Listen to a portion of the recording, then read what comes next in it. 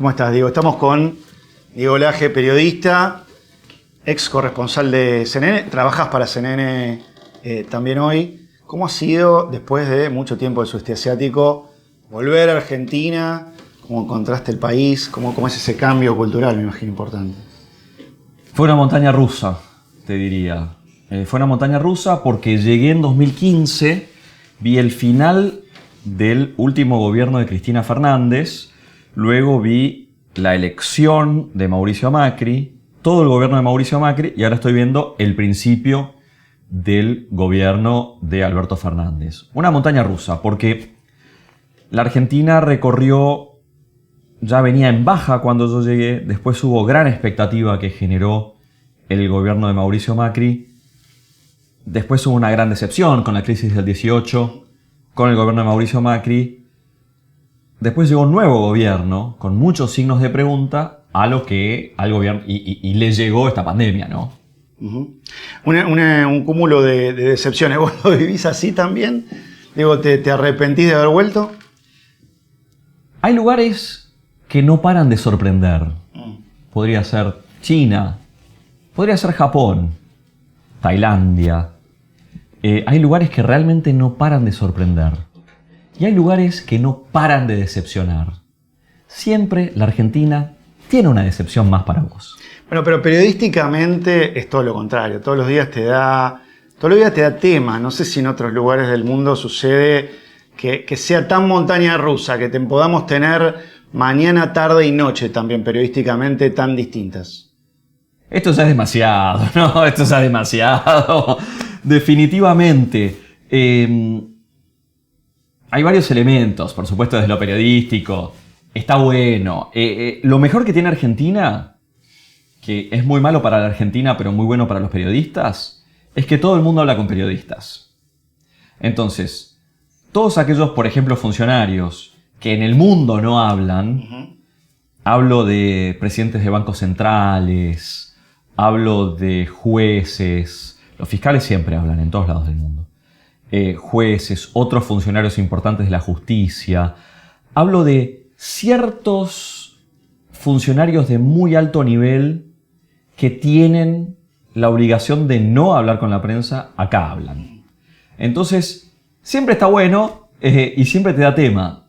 Lo malo es que eso tiene consecuencias para la Argentina. Eso me parece que es algo que me encantaría desde una visión tremendamente internacional, porque yo pasé casi toda mi vida adulta afuera de Argentina. Sería bueno que se calibre mejor desde los funcionarios. Como periodista está buenísimo, porque, como vos decís, tenés tema a la mañana, al mediodía, a la tarde y a la noche. O sea, te agrego un turno más de tema. Y eso siempre, y utilizando tipos de análisis del exterior, siempre es bueno que la noticia se mueva, ¿no? Pasó tal cosa, bueno, se sumó tal reacción, sí, se que sumó tenga un tal marco otra. Episódico. Claro, entonces, y eso va sucediendo durante el día, y eso te agrega una dimensión narrativa y periodística que está copadísima. Otro país que es así es India. También está claro, ¿eh? Okay. Mucha gente piensa que las cosas que pasan en Argentina solo pasan en Argentina. Pasan en todos lados. Otro país así es India. India tiene esto. Y además, laboralmente, imagino que te permite, trabajando para distintos medios, trabajas para La Nación Más y también para CNN, ponerte distintos chips, jugar de distinta manera. Total. Sigue habiendo hacia afuera un estilo CNN más al centro y otro por ahí más petardista localmente. Primero, te voy a decir que es una pregunta recontra interesante para laburar. Primero, vamos a tomar el caso de una nota que publiqué hace relativamente poco. Fue la última nota sobre Argentina que estuvo en la portada de papel del Washington Post. Es una nota mía. Es una nota sobre el aporte voluntario a las grandes fortunas, el denominado impuesto a la riqueza. Hay varias dimensiones para justamente cortar la pregunta, atravesar la pregunta que vos estás haciendo, que es una pregunta recontra pertinente. Ahora, vamos a la cobertura de mi nota, que es quizá lo más interesante. Fue portada de papel del Washington Post, el diario político del mundo, el diario político que leen todos los del FMI, todo lo de la OEA, porque están ahí en Washington, es el diario local de ellos, es el diario que leen todos los grandes diplomáticos del mundo, especialmente los principales embajadores de todo el mundo que están en Washington, porque es la capital política del planeta. ¿Sí? Obviamente repercutió en Argentina. Lo que es interesante es que en ambos lados del periodismo, o en ambas alas del periodismo argentino, repercutió positivamente. O repercutió, mejor dicho, no es positivamente. Porque, ¿qué decir? Cada uno vio la nota que escribimos, porque en los diarios grandes no escribí solo, nunca. Cada uno vio la nota según su propia visión de la Argentina. Pero acá quiero decir, Infobae la vio de una manera particular y Tiempo Argentino también la vio de una manera particular y cada uno la interpretó según su visión. ¿Se entiende? Eso te da la pauta que la escribiste bien. O lo contrario. No. Cada uno lo ve según su visión. Que digamos O sea, no es suficientemente clara que cada uno puede tener una visión totalmente distinta. Ninguna publicación argentina la criticó por berreta. Okay. Primero. Y aclaremos que fue una nota que fueron 19 entrevistas, 4 meses de trabajo para una nota en una portada de un diario.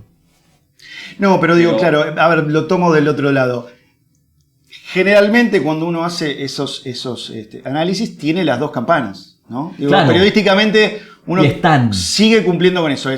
Pasa esto, pero también pasa esto. Y después está una lectura selectiva de ese mismo texto donde quien quiere se queda con el dato que más lo representa. Había elementos con el dato que más lo representaba a cada uno de los lados del ala de análisis argentino. Y eso es lo más importante.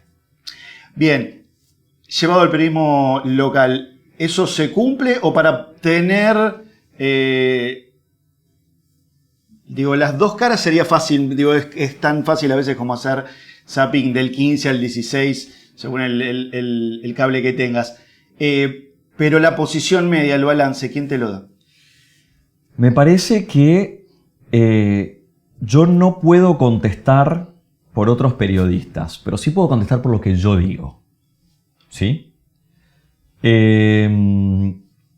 Yo hoy, por ejemplo, conferencia de prensa de la ministra de Salud, Carla Bisotti, Radio 10 hace una pregunta sobre la campaña de desinformación contra la vacuna china.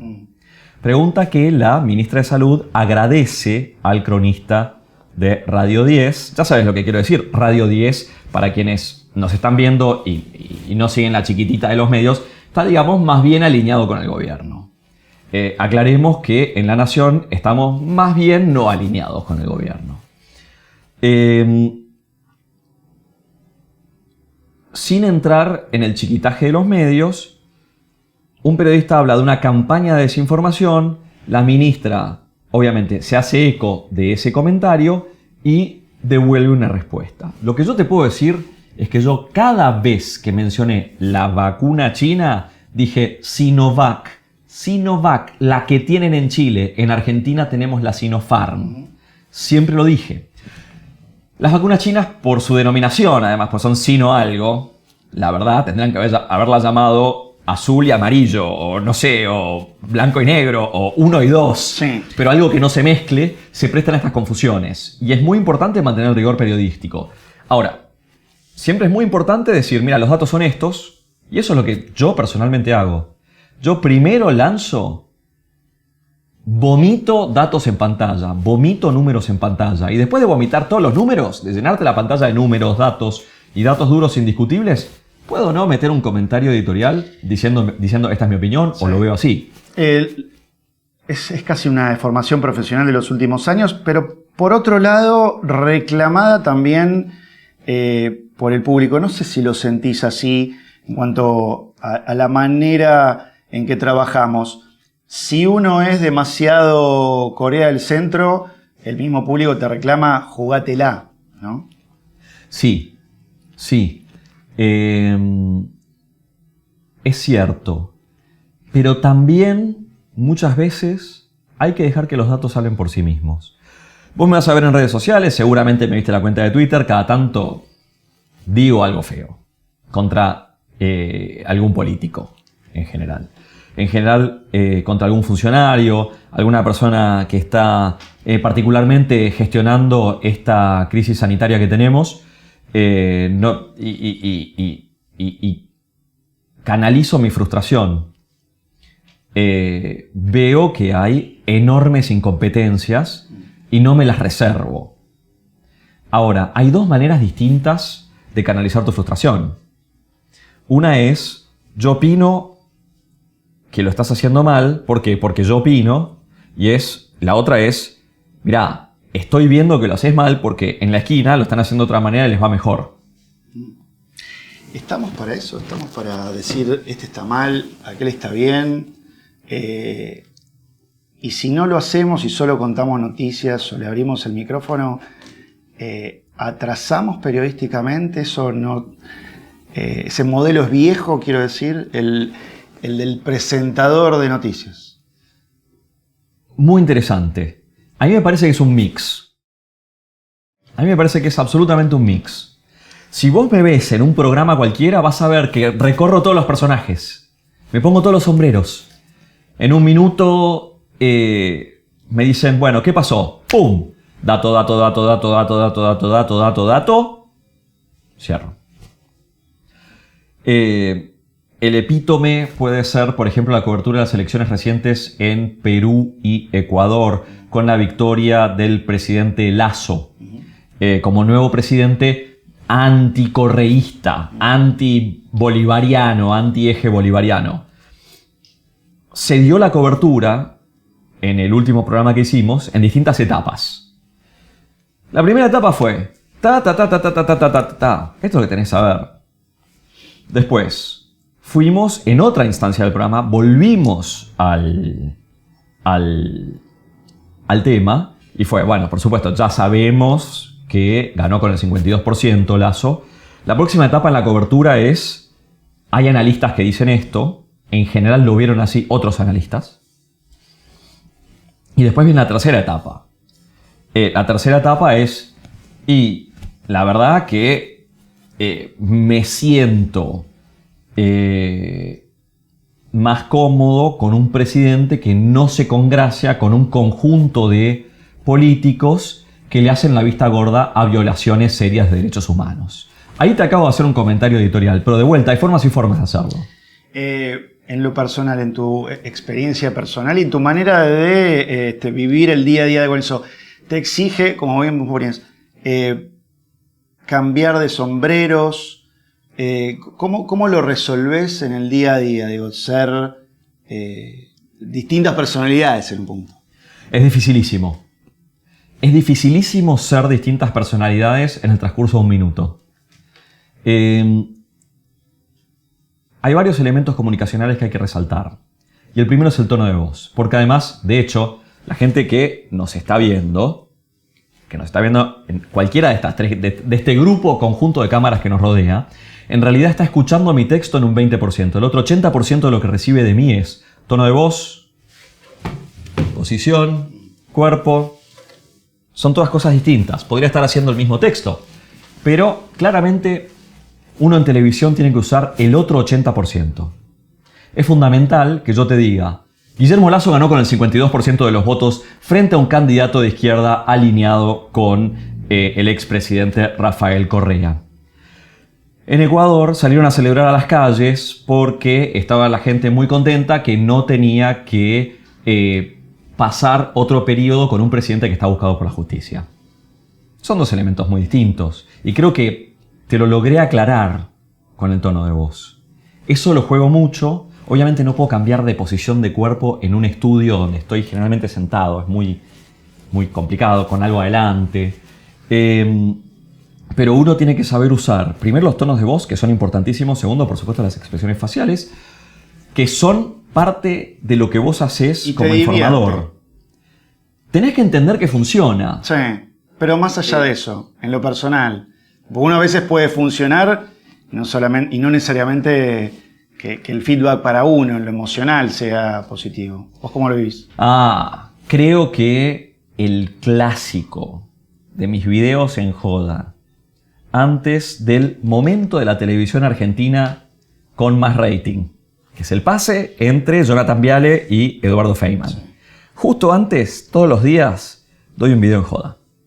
Un video de noticias, pero... ¡buah! Es un video... ¡buah! ¿No? Sí, me divierte jugar. Era un personaje que yo no conocía de aire, digamos. Era una forma de trabajar la información que yo no conocía. Acuérdate que yo cubrí guerras y desastres. Yo estuve parado bajo fuego en situaciones en las que estaba absolutamente con un chaleco antibalas puesto y absolutamente seguro que tenía un...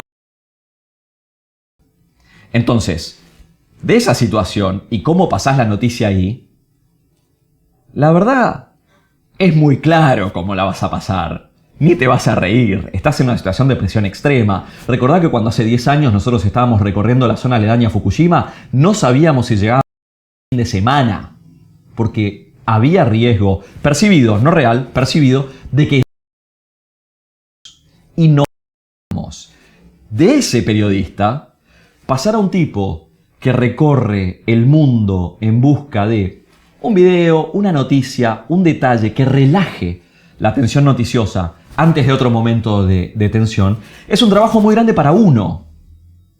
De reconversión, de reaprender, de reexplorar. Yo estoy reagradecido con el noticiero, con todo el equipo, con la producción, con Eduardo Feynman, obvio, que entendieron que había un trabajo que yo tenía que hacer un salto en lo personal como persona y como periodista. Y en eso está copado que se puede hacer. Y lo disfruto mucho, lo disfruto un montón. Y por supuesto siempre está en meter un bocadillo que te haga sonreír, pero que no te haga caer al piso de la risa. Yo soy periodista. Yo narro no ficción y yo no se supone que soy gracioso, ni quiero serlo. Simplemente un relaje, un momentito, después seguimos. Gracias. Gracias.